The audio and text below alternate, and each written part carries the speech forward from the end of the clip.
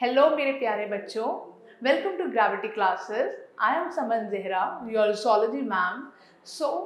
हम लोग bridge course का डे 1 में लाइफ प्रोसेसेस पढ़ रहे थे, जिसमें हम लोग ने ये डिस्कस किया था कि क्लास 10th में वो कौन कौन सी हेडिंग्स हैं जो हमें इलेबोरेट करके क्लास 11th में मिलने वाली हैं, जिसमें हम लोग ने न्यूट्रिशन डिस्कस किया, जिसमें हम लोग ने रेस्पिरेशन डिस्कस किया, ट्रांसपोर्टेशन डिस्कस किया, और आज हम लोग last life process, essential life process को डिस्कस करने जा रहे हैं, and that is the excretion, right? Accretion.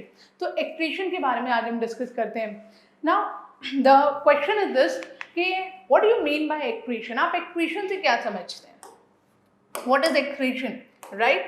ठीक है, it is a very very simple word. Excretion मतलब to remove the metabolic waste product, right?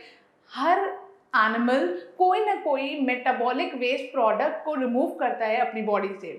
जैसे majority of the aquatic animal remove ammonia as a waste product, some remove uric acid, ठीक है। Humans का metabolic waste product urea होता है, ठीक है, in the form of the urine, जो वो रिमूव करते हैं। So what is excretion?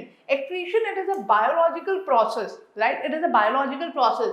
It is the removal of harmful metabolic waste. Very very important. वो metabolic waste जिसको हम अपनी body में store नहीं कर सकते, अगर वो metabolic nitrogenous waste ब्लड में उनका कॉन्सेंट्रेशन बढ़ जाएगा तो फिर it will lead to toxicity in the body, right? Body में आपकी टॉक्सिसिटी क्रिएट होने लगेगी, किडनी फेल्योर होने के चांसेस बढ़ जाएंगे। तो जो यहाँ पे हार्मफुल मेटाबॉलिक वेस्ट लिखा है वो उसमें ज़्यादातर नाइट्रोजनस वेस्ट मटेरियल होता है, nitrogenous waste material, right? Nitrogen containing. जैसे हम यूरिया की बात करते हैं ना, urea is what? It is the nitrogenous waste material जिसको humans यूरिन के फॉर्म में, ठीक है, एक्रीट आउट करते हैं, right? So what is excretion? It is the biological process involved in the removal of the harmful metabolic waste from the body, ठीक है। और ये सिस्टम है हमारी बॉडी में एक, जो ये काम करता है, that is the excretory system। तो हम लोग अभी डिस्कस करेंगे excretory system किसका बना होता है। आपने क्लास 10 लेवल पे पढ़ा होगा, different organism are varied strategies to do this. Many unicellular organism, बहुत सारे ऐसे यूनिसेल्युलर ऑर्गेनिज्म हैं, एक सेल के बने हुए ऑर्गेनिज्म हैं, remove these waste by simple diffusion. उनके पास, just imagine those animal which are only made up of a single cell, so they have any type of system? No, ठीक है। उनमें ना टिश्यू होगा, ना ऑर्गन होगा, ना सिस्टम होगा कोई, तो फिर उनमें नाइट्रोजनस वेस्ट प्रोडक्ट या मेटाबॉलिक वेस्ट प्रोडक्ट का रिमूवल कैसे होता होगा? By the simple diffusion. Body के अंदर कॉन्सेंट्रेशन ज़्यादा है, हायर कॉन्सेंट्रेशन से, बॉडी के बाहर कॉन्सेंट्रेशन है, lower concentration, with the help of the body surface, right? Simple diffusion से उनका नाइट्रोजनस वेस्ट प्रोडक्ट क्या हो जाएगा? डिफ्यूज हो जाएगा, राइट?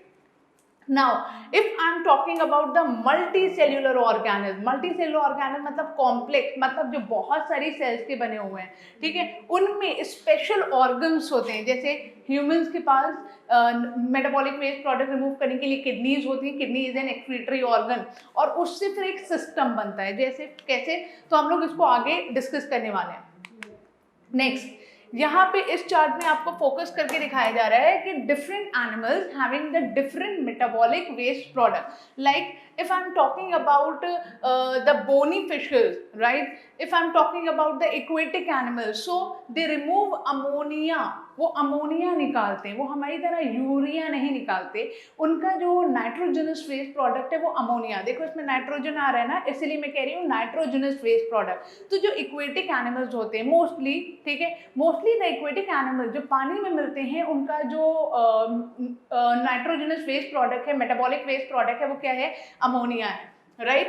ऐसे एनिमल जिनका नाइट्रोजनस वेस्ट प्रोडक्ट अमोनिया होता है, उन्हें हम कहते हैं ammonotelic animals, right? Ammonotelic animals, right? Now the next, there are also some animals which remove urea in the form of urine, right? ठीक है, जैसे फॉर एग्जाम्पल कि ह्यूमंस का जो एक्सक्रीटरी या नाइट्रोजनस वेस्ट प्रोडक्ट है, हमें उसे यूरिया कहते हैं। तो यूरिया किस फॉर्म में रिलीज होता है? यूरिन के फॉर्म में होता है। जब यूरिया वाटर में मिक्स हो जाता है तब हम उसे यूरिन कहने लगते हैं, right?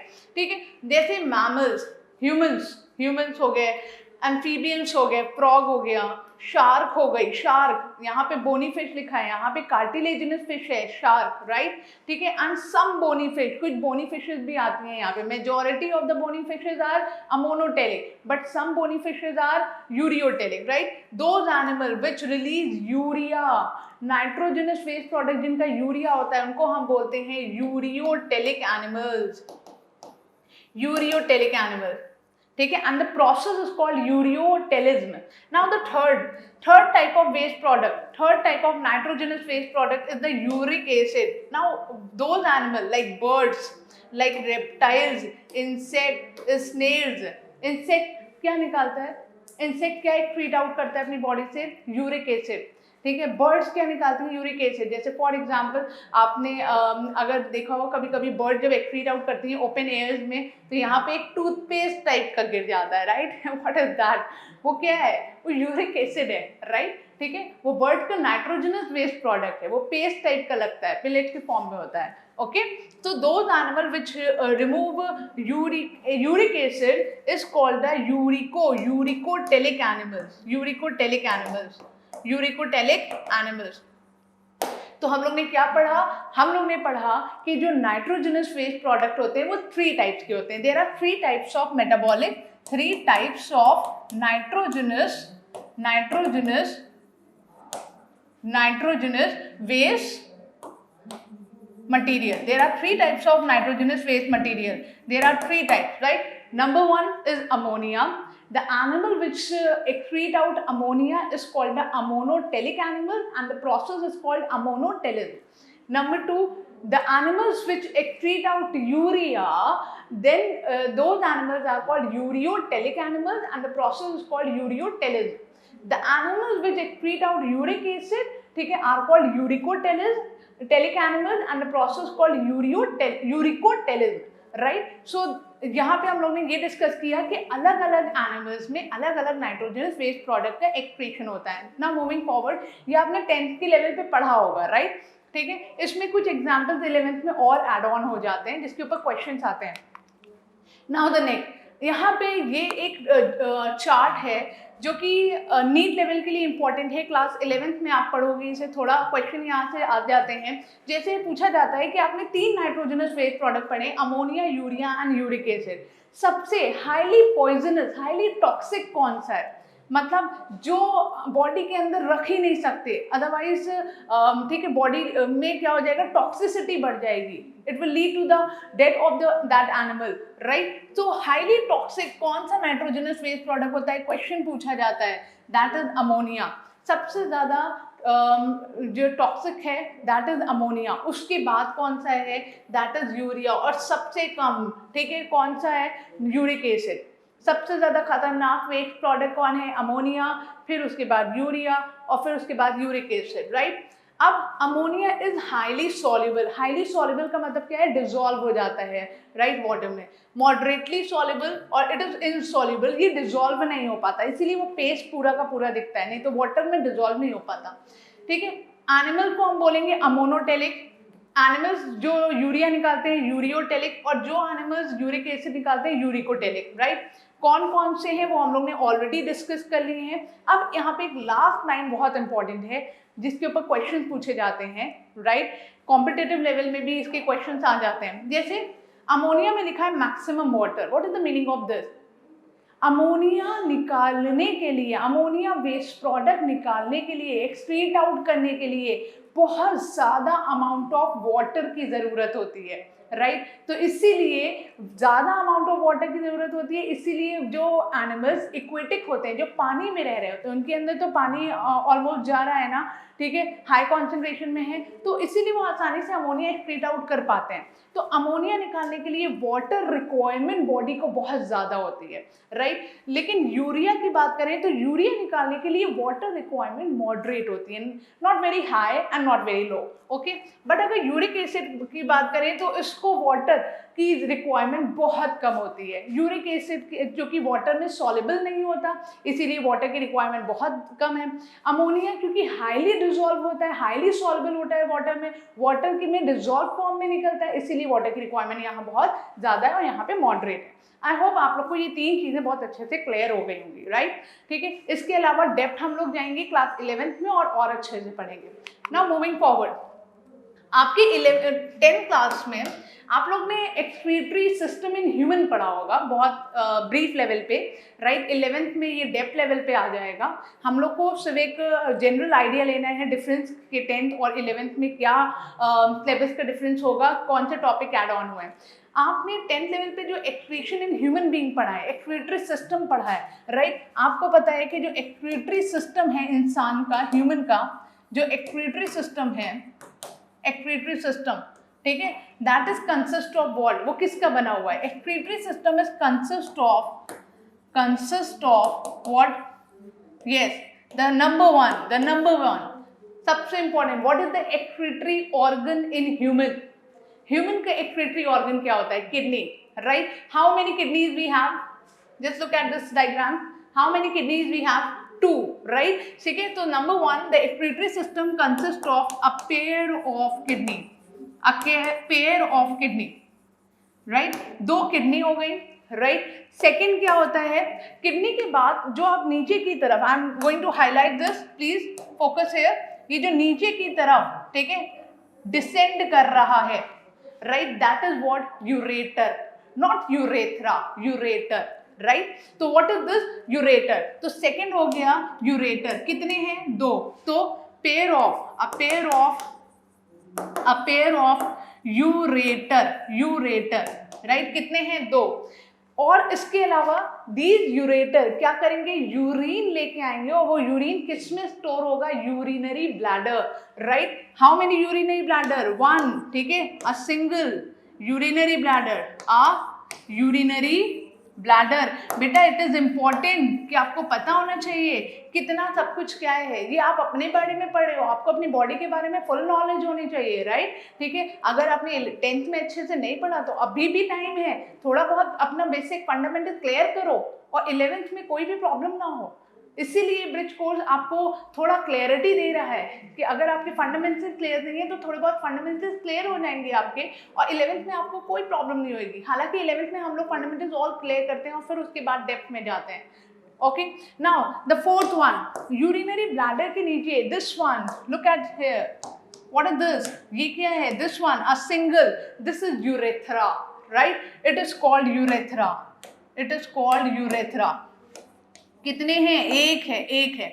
Urethra is the opening, urethra is the tube like, it is the opening where the urine pass out, right.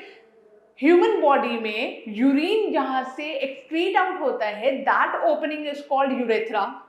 Human body में फीकल मैटर जहां से डिस्चार्ज होता है, that is called the anus, that opening is called anus. There are 2 separate opening, you all know it. Faecal matter discharge करने की opening anus होती है and the urine discharge करने की opening is what, urethra. So this is what the excretory system of the human is consist of kidney, a pair of kidney, 2 kidney है, a pair of ureter, 2 ureter हैं, urinary bladder and the last one is urethra, right. ठीक है, जैसे कि आपको इसमें देखने को मिल रहा है, this is kidneys, right, this is ureter, this is urinary bladder and this is urethra. ठीक, अब हम लोग किडनी को समझेंगे जो कि इंपॉर्टेंट है, आपने 10th लेवल पे थोड़ा बहुत समझा भी होगा। Now moving off forward, and what is that, yes, now please look at this diagram. If I highlight this one kidney, right, what is the shape of the kidney, kidney का shape क्या होता है, आप सबको दिख रहा होगा, kidney is mostly reddish brown in colour, colour इसका होता है। Second shape is bean shaped होता है इसका, तो ये बीन शेप दिख रहा होगा। इसमें एक सबसे इंपॉर्टेंट बात क्या है, अगर आप किडनी को देखो तो किडनी के बारे में हम लोग डिस्कस करते हैं, किडनी के बारे में, हाउ मेनी किडनीज, पेयर्ड 2 होती हैं, reddish brown in colour, reddish brown in colour, shape क्या है, बीन शेप। आप 11th में आओगे, साइज वगैरह सब बताया जाएगा, बीन शेप, राइट। इसमें एक चीज़ बहुत इंपॉर्टेंट है, एंड वो क्या है, अगर आप उस डायग्राम को देखो या अगर आप आगे डायग्राम, यही वाले डायग्राम को देखो, इसमें एक बहुत इंपॉर्टेंट पॉइंट है, इसको फोकस करना। जो किडनी है उसकी लोकेशन की अगर हम बात करें तो यहाँ नहीं होती।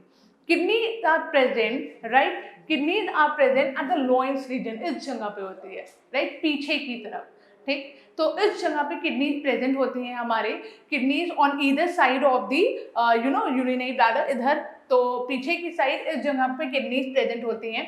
किडनीज में अगर हम राइट और लेफ्ट किडनी की बात करें, suppose this is the right kidney, ये राइट वाली है, right, and this is left kidney, left वाली है। तो right kidney is slightly lower, जैसे दो है, एक राइट है एक लेफ्ट है, तो ये राइट है ये लेफ्ट, ये राइट है ये लेफ्ट है, right kidney is slightly lower then the left kidney, ऐसे होती है, ठीक है। Right kidney is slightly lower then the left kidney, position दोनों की थोड़ी बहुत थोड़ी सी राइट ना ऐसे होनी चाहिए थी दोनों अपनी पोजीशन पे, राइट थोड़ी सी नीचे होती है। Why, what is the reason behind this? क्यों right kidney slightly lower then the left kidney? Because जो हमारा राइट साइड है वहाँ पे एक लार्जेस्ट ग्लैंड है जिसका नाम है liver. Liver is the largest gland, इतना बड़ा एरिया, सरफेस एरिया ऑक्यूपाई किए हुए, जिसकी वजह से जो राइट किडनी वो स्लाइटली नीचे हो जाती है, नीचे की तरफ मिलती है, ठीक है। तो इंपॉर्टेंट बात है। अब अगर हम इस डायग्राम को फोकस करो तो आपको यहाँ पे दिख रहा होगा कि एक this one, this is what, this is the renal artery, right, renal artery, and ये जो ब्लू कलर की आपको दिख रही है, this is renal artery, renal artery. Now what is renal, what is renal, right. और ये जो ब्लू कलर की दिख रही है, पहले मैं आपको बता दूं, this blue colour is called renal vein, renal vein. Now what is renal, renal का मतलब क्या होता है? You know what is the another name of kidney? Kidney का दूसरा नाम क्या है? Kidney is basic word, right, but the medical term for the kidney is renal gland.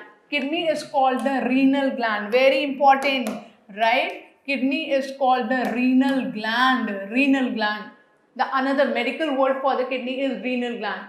आप लोग जब पढ़ोगे तो हम लोग आपको सिखाएंगे कि हर चीज़ के मेडिकल वर्ड्स आपको आना चाहिए, ठीक। डॉक्टर्स अपनी रिपोर्ट में ज़्यादातर मेडिकल वर्ड्स का यूज़ करते हैं, तो you must know that all the medical word, because you all are the science student, right, bio student. So like kidney का मेडिकल वर्ड रीनल होता है, हार्ट के लिए कार्डियक यूज करते हैं, ठीक है, और ब्रेन के लिए, ब्रेन का मेडिकल वर्ड इनकेफेलॉन होता है, जैसे ब्रेन में इन्फ्लामेशन हो जाता है तो हम कहते हैं इनकेफेलाइटिस, राइट, ठीक है। तो ये सारे मेडिकल वर्ड हैं। स्टमक के लिए मेडिकल वर्ड क्या है? गैस्ट्रिक ग्लैंड कहते हैं।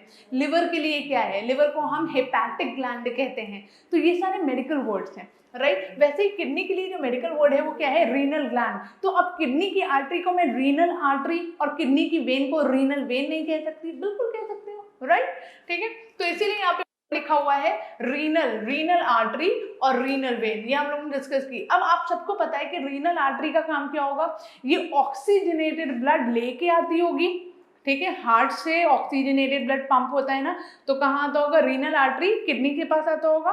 और रीनल वेन का काम क्या होता होगा? ये डीऑक्सीजनेटेड ब्लड लेके जाती होगी, राइट, डीऑक्सीजनेटेड ब्लड लेके जाती होगी। तो very very important, this is the external structure of the kidney, right, okay. Now moving forward, अब यहाँ पे आपको किडनी का इंटरनल स्ट्रक्चर पे भी फोकस किया गया है।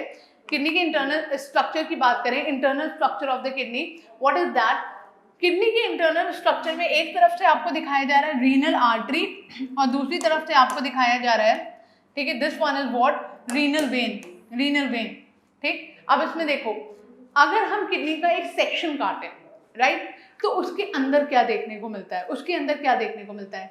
Kidney is divided, renal gland is divided, renal gland मतलब kidney, it is divided into two parts. ये दो पार्ट्स में डिवाइड होती है, one is cortex and the another one is medulla, right? Cortex is the outer part, बाहर वाला part होता है, अभी हम दिखा रहे हैं आपको, जैसे जिसमें मैं हाईलाइट कर रही हूँ, ये बाहर वाला, दिस इज व्हाट, ठीक है, दिस इज व्हाट, ये जो बाहर वाला है, this one, this is what? Cortex, renal cortex. और रीनल मेड्यूला, मेड्यूला कौन सा पार्ट है? जिसमें ये सारी चीजें पाई जाती हैं, जिसमें नेफ्रॉन्स होंगे, ये सब चीजें, this is renal medulla, right, ठीक है। तो what is the internal structure of the kidney is divided into two part, renal cortex and renal medulla. Now what happening, अगर हम क्वेश्चन पूछें आपसे कि किडनी में यूरिन का फॉर्मेशन कैसे होता है, पहले तो आपको ये समझना होगा what is the function of kidney, right. So हम लोग पढ़ रहे हैं एक्सक्रीटरी ऑर्गन, ह्यूमन का excretory organ, the human excretory organ किसके बारे में डिस्कस कर रहे हैं, किडनी के बारे में, जिसका दूसरा नाम क्या है, रीनल ग्लैंड है, रीनल ग्लैंड है, राइट। इसमें एक और चीज आपको पता होनी चाहिए, जैसे for example this is kidney, if this is kidney like this is ureter, this is urinary bladder and this is urethra, ठीक है।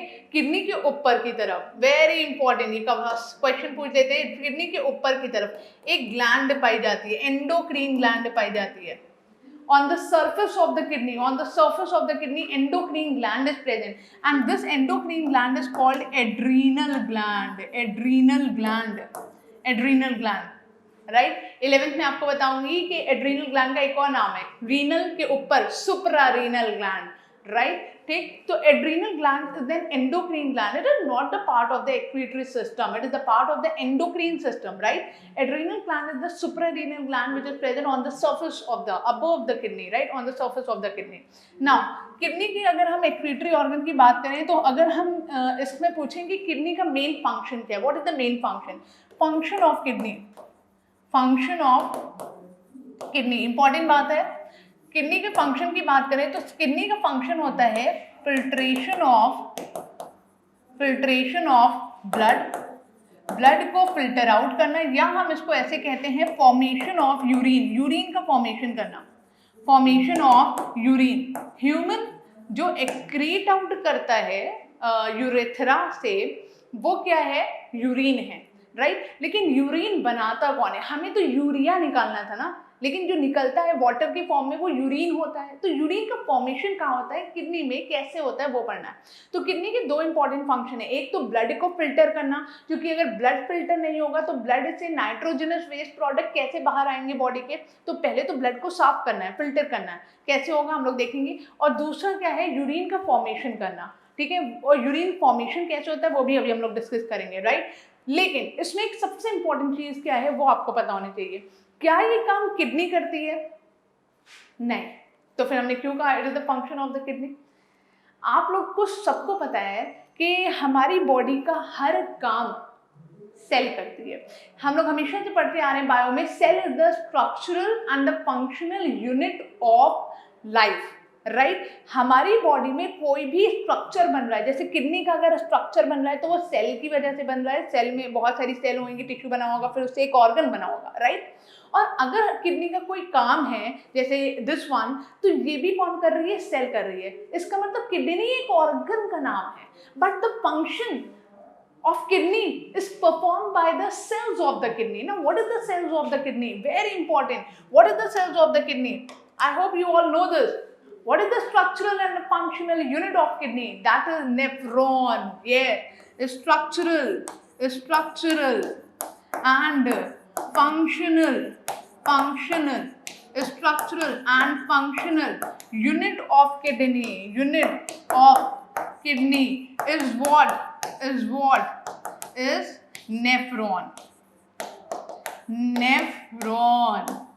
Nephron, right. इसका मतलब कि जो यूरिन का फॉर्मेशन होता है या जो ब्लड का फिल्ट्रेशन होता है वो किडनी नहीं, किडनी तो ऑर्गन हो गया, किडनी की सेल्स करती हैं। कौन सी सेल करती है, नेफ्रॉन करती है। अब हम लोग डिस्कस करेंगे नेफ्रॉन क्या होता है, right. So the structural and the functional unit of kidney is called nephron, okay. So what is nephron, अगर क्या होता है तो let's start, what is nephron. Now what is nephron, nephron is what, अभी हम लोग ने पढ़ा what is nephron, it is the structural and functional unit of kidney, right? One kidney, a single kidney consists of millions of nephron, right? The function of nephron is the formation of urine. How which part nephron consists of, nephron किस part का बना होता है, ये हमें कहो, yes, now nephron की बात करें तो nephron consist of, it is divided into two parts. It is divided into two parts. One is called the renal corpuscle and another one is called the renal tubule. Renal corpuscle and renal tubule. What is renal corpuscle? Bowman's capsule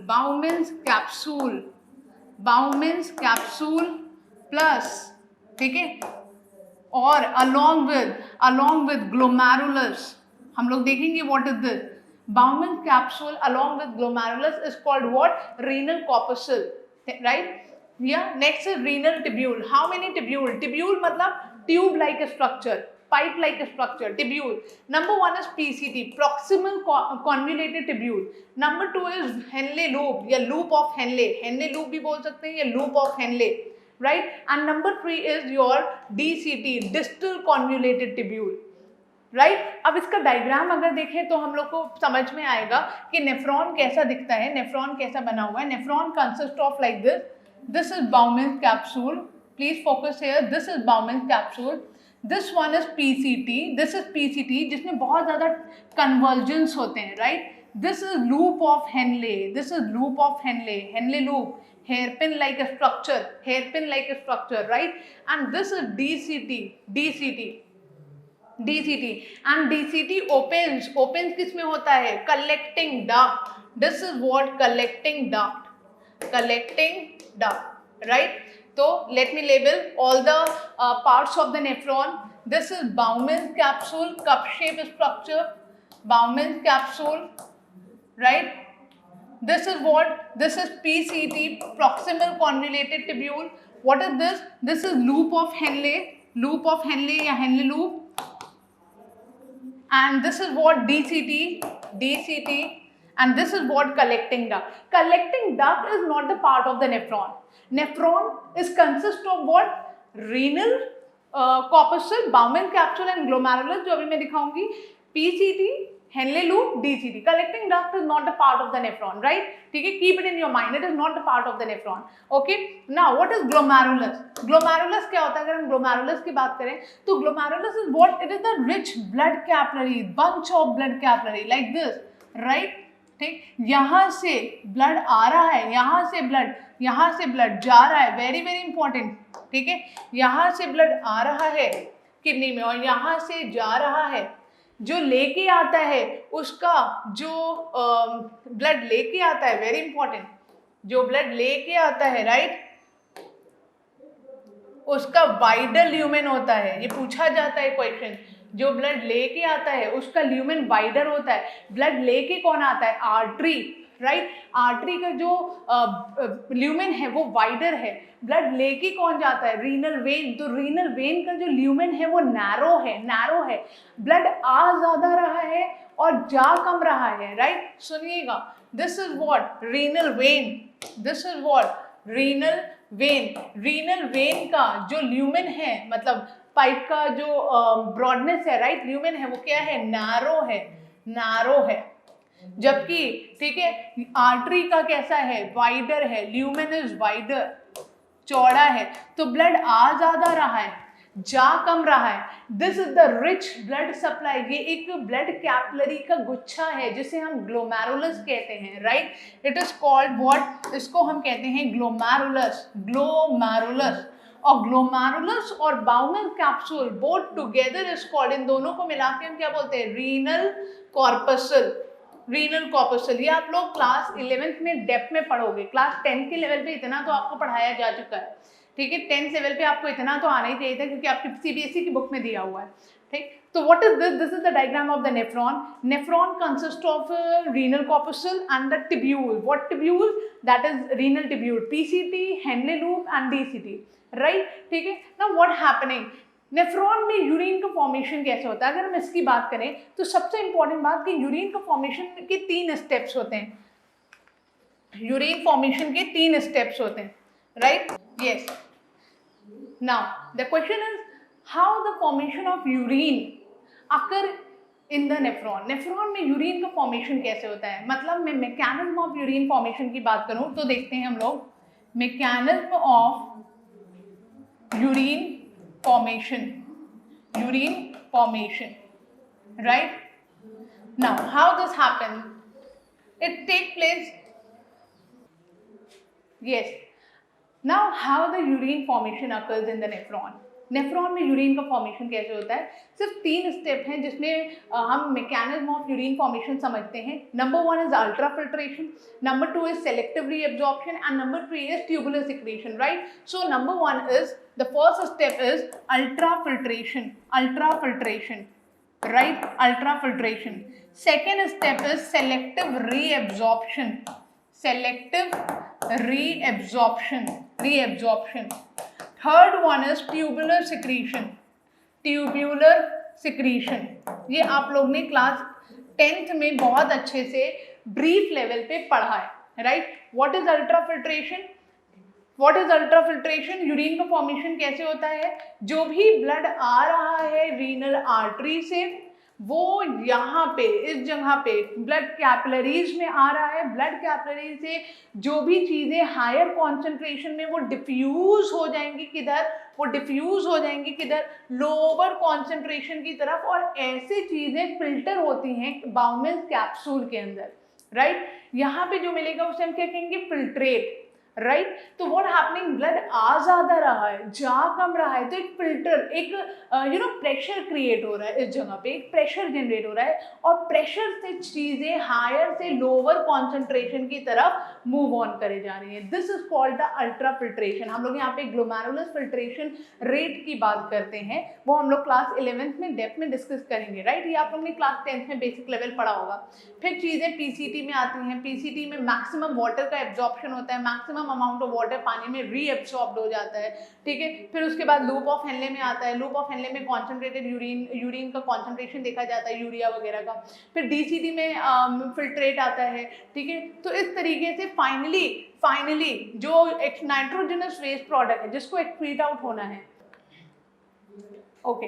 so nephron हम लोग ने यहाँ पे cover up कर लिया। उसके बाद हम लोग ने मैकेनिज्म ऑफ यूरिन फॉर्मेशन देखा कि यूरिन फॉर्मेशन का जो मैकेनिज्म है वो 3 स्टेप में यूरिन का फॉर्मेशन होता है, ultra filtration, selective reabsorption and tubular secretion. इसकी हम लोग ऑलरेडी 10th में ब्रीफ लेवल पे पढ़ चुके हैं, और 11th में हम लोग इसको डेप्थ नॉलेज में पढ़ेंगे। I am not going in detail in this class. और नेफ्रॉन्स ही मैकेनिज्म, नेफ्रॉन ही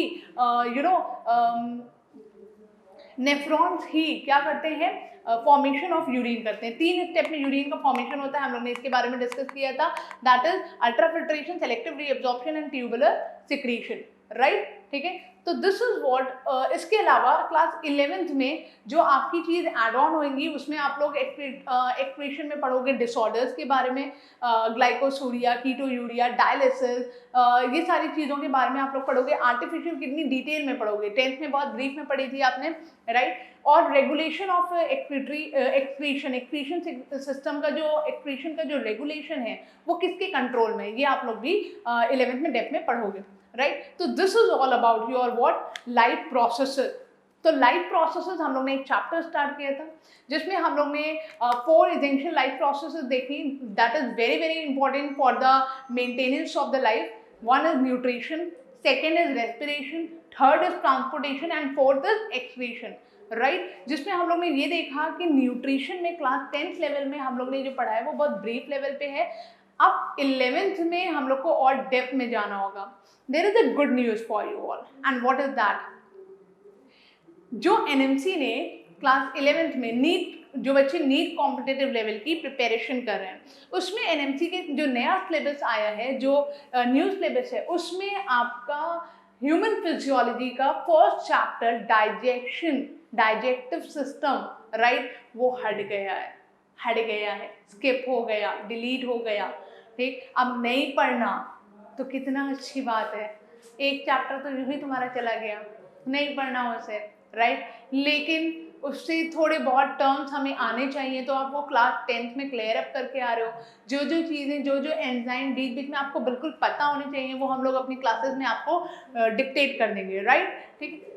सेकेंड आपकी जो लाइफ प्रोसेस है रेस्पिरेशन। रेस्पिरेशन के बारे में हम लोग ने क्लास 10th में क्या पढ़ा वो देखा, क्लास 11th में जो क्या एड ऑन होगा वो हम लोग ने देखा। जैसे रेस्पिरेशन में क्या एड ऑन होगा हम लोग ने देखा, pulmonary capacities, pulmonary volume, right, oxygen dissociation curve, ठीक, उसके अलावा डिसऑर्डर्स, रेगुलेशन ऑफ रेस्पिरेशन, ये सब हमारे 11th में ऐड होगी और इट इज़ वेरी इंटरेस्टिंग, बहुत मजे से पढ़ेंगे हम लोग, राइट, ठीक है, बहुत आसान है, आसानी से हो जाएगा, डोंट वरी।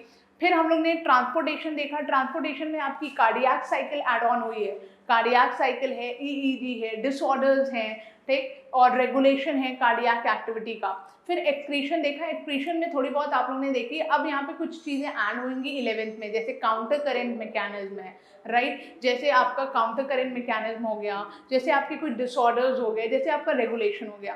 तो this is all about what, this is all about your life processes. Now today we have completed the class 10th first biology chapter life processes. I hope आप सबको ये lectures समझ में आए होंगे, right? If you have any doubt then please do comment in the comment box. Class, I am moving forward to the next chapter of the biology, that is what control and coordination. Control and coordination is what, it is the combination of two chapters, nervous system and the endocrine system. दो चीज़ें पढ़ेंगे हम लोग। Class 10th में आपने control and coordination में दो चीज़ें पढ़ी होंगी, एक नर्वस सिस्टम और एक एंडोक्रीन सिस्टम, राइट। तो इसमें हम लोग देखेंगे control and coordination next day पे, right. So this is all about today. Thank you so much everyone for joining, and if you have any doubt then free to ask, free to do comment in the comment box. And एक बार मैं फिर से बोल दे रही हूँ, यहाँ पे हम लोग ब्रिज कोर्स में हम लोग डेप्थ में कुछ नहीं गए हैं, मैंने आपको सिर्फ ब्रीफली समराइज करके ऊपर बताया है, क्योंकि हम लोग ने बस ये मेन फोकस किया है कि जो हम लोग ने क्लास 10th में पढ़ चुके हैं और क्लास 11th में क्या क्या चीज़ें ऐड ऑन होंगी, ताकि आप लोग बिल्कुल भी पैनिक ना हो, बिल्कुल भी घबराओ नहीं कि हम लोग क्लास 11th की बायो कर पाएंगे कि नहीं कर पाएंगे। डेफिनेटली कर पाओगे, ठीक, राइट, ठीक है। अगर आप हार्ड वर्क कर रहे हो, अगर आप पढ़ रहे हो, अगर आपने ठान लिया है कि मैं करूँगा, तो आप कर पाओगे बेटा, ठीक है। Don't worry about it, we all are there to help you, right. So thank you so much everyone for joining my lecture. Thanks.